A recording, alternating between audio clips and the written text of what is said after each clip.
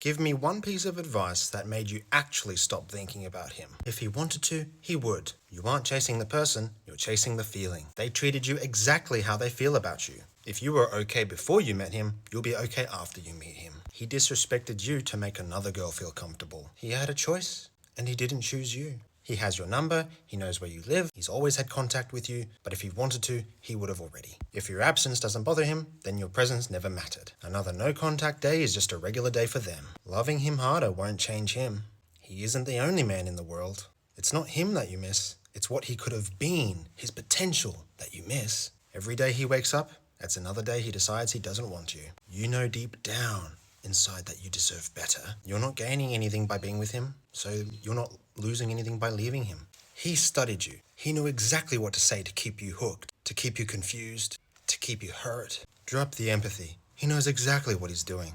He's not thinking about you. That man made you lose yourself to the point you didn't even notice yourself anymore. If these are the stories that you are telling yourself as a lass, are these words really coming from a place of wisdom? Or are they coming from a place of hurt and rejection? If I was a young lass, I'd be asking myself, what was within my control that caused him not to choose me? I'd also ask myself, are these ideas and stories that you're telling yourself in your own head, are they really true?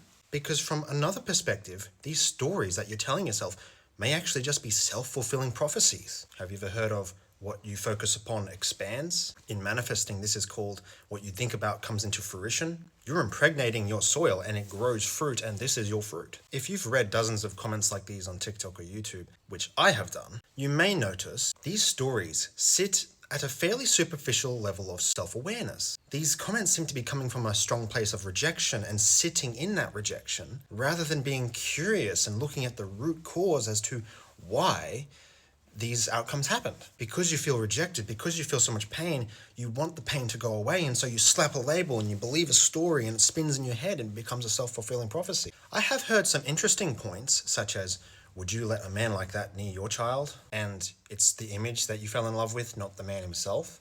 These are only half-truths because they omit the other side of the story.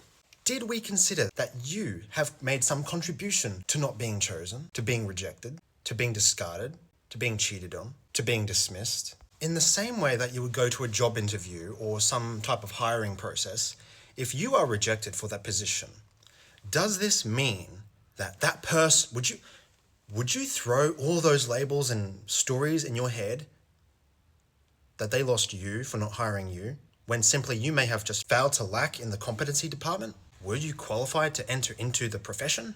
Or if you're rejected in that position, is it really them who are missing out, or is it you who has been telling yourself this self-fulfilling prophecy and attracting these types of outcomes?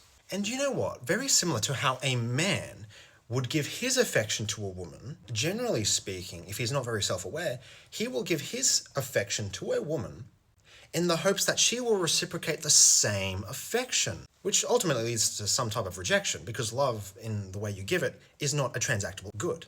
Likewise, were you originally giving love to a man in the way that you wanted to be loved?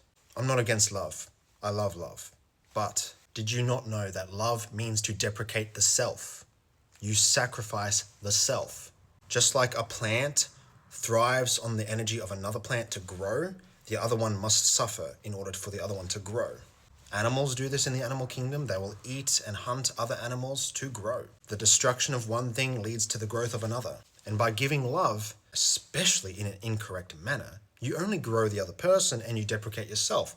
If there's nothing left to give, why would the other person want to take anything from you at all? Why would someone want to be with someone who deprecates themselves, who doesn't love themselves? And then we go telling these stories that the other person is at fault. Let's raise our levels of awareness here. In the mind, there is a decision mechanism, and it makes choices, right? It will always favor the choice that does not pose an existential threat. Now, people will generally make a decision based on whatever the conscious entity has attached themselves to. That being an identity or a frame of some sort. They've identified themselves with a frame or a narrative or a story. People do this in the political realm all the time. People will die for their belief systems. and these belief systems are generally not even their own. But in order for someone to make a decision, one pain must become greater than another. This is a huge contributing factor. People run away from a bad guy chasing them with a knife more so than they chase a bag full of $1 million. Now, when the pain of being with you outweighed the pain of being away from you, that meant that whatever frame or narrative or paradigm that guy was sitting in and identifying with, it's essentially self-preservation. You do the same thing.